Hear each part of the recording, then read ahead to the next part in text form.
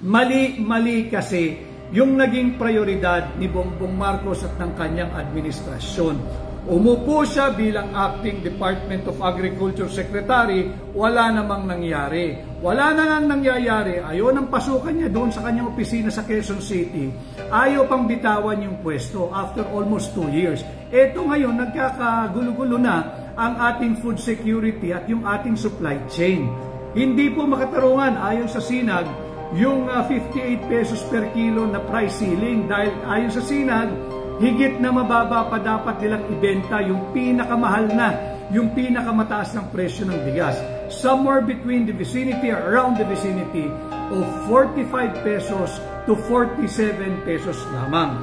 At ganun din no, next week, ang sasalubong sa atin, pagtaas na naman ng mga presyo ng petrolyo. Ang gasolina ho ay 40 cents to 75 centavos per liter ang gasoline.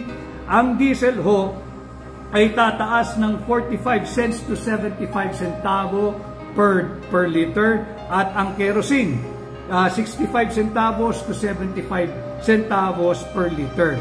So dito makikita mo yung mga bagay na nakakapagdagdag or contributory doon sa pagtaas ng inflation rate